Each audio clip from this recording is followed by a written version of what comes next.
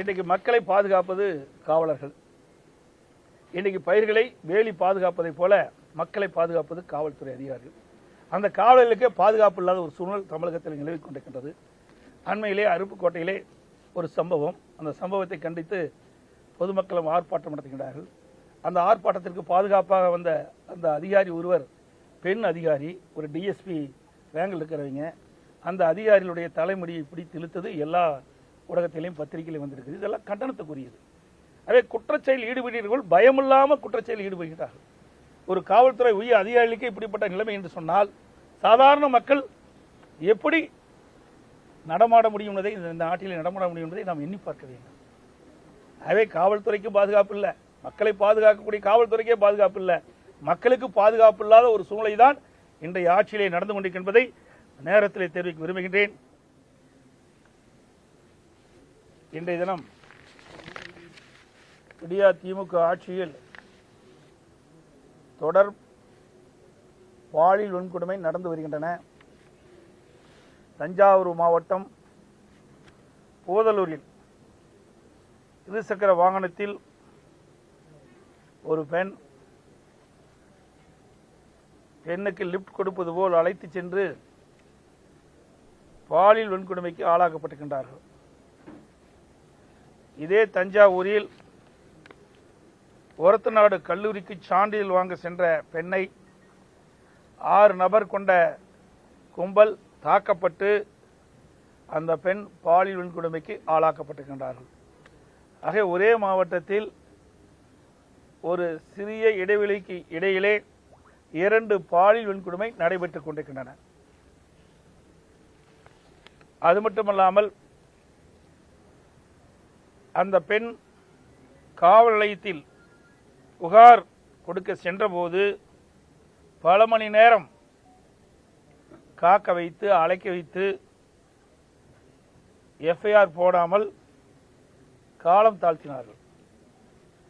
ஒரு பெண்ணுக்கு இழைக்கப்பட்ட கொடுமையை இந்த விடியா திமுக ஆட்சியில் முறைப்படி சட்ட நீதியாக காவல் நிலையத்திலே புகார் கொடுக்க சென்றால் கூட அந்த புகாரை பதிவு செய்ய இன்றைய ஆட்சி காவல் நிலையத்திலே மறுக்கப்படுகிறது. இது வன்மையாக கண்டிக்கத்தக்கது.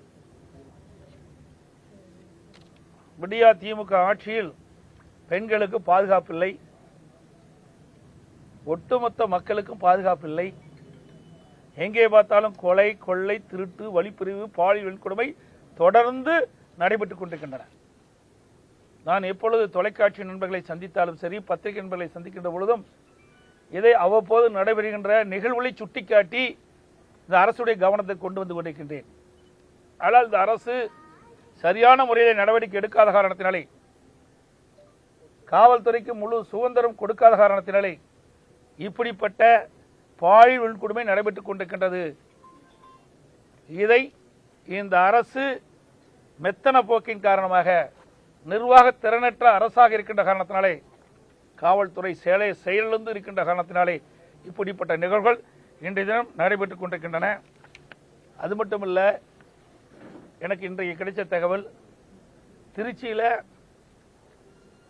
ஒரு அரசு உதவி பெறுகின்ற பள்ளியில் தலைமை ஆசிரியர் ஒருத்தர் இருக்கிறாங்க. அவருடைய மகன் மருத்துவராக இருக்கிறார். அந்த பள்ளியில் படிக்கின்ற அந்த குழந்தைகளுக்கு மருத்துவ பரிசோதனை செய்வதாக சோதனை செய்கின்ற பொழுது அந்த குழந்தைகள் எல்லாம் அந்த மருத்துவர்களால் பாலியல் வன்கொடுமைக்கு ஆளாக்கப்பட்டிருக்கின்றார். இப்பொழுது செய்தி வந்திருக்குது. எந்த அளவுக்கு கொடுமையான விஷயம்! பள்ளியிலே படிக்கின்ற சிறுமிகளுக்கும் விட்டு வைக்கவில்லை. இப்படிப்பட்ட ஒரு மோசமான ஆட்சி தமிழகத்தில் நடைபெற்றுக் கொண்டு என்பது இதையெல்லாம் சான்று. அதோடு பள்ளியிலே எங்களுக்கு கிடைத்த தகவல், பத்திரிகையிலே, ஊடகத்திலையும் வலைதளங்களில் வந்த செய்திகள், ஒரு நபர்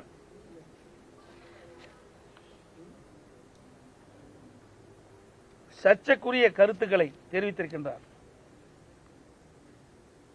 எப்படி அரசு உதவி பெறுகின்ற பள்ளியில் அந்த நிர்வாகத்துடைய அனுமதி இல்லாமல் எப்படி அவரை இந்த சர்ச்சைக்கு உரிய கருத்துக்களை தெரிவிக்க அனுமதித்தார் என்று தெரியவில்லை. அதிலே ஒரு மாற்றுத்திறனாளி, அவரை ஏன் இப்படி சர்ச்சைக்குரிய கருத்துக்களை தெரிவிக்கின்றார் என்று கேள்வி கேட்ட பொழுது அவரை மாற்றுத்திறனாளி என்று பார்க்காமல் அவரை கொச்சைப்படுத்தி இழிவுபடுத்தி பேசியிருக்கிறார். இது வன்மையாக கண்டிக்கத்தக்கது.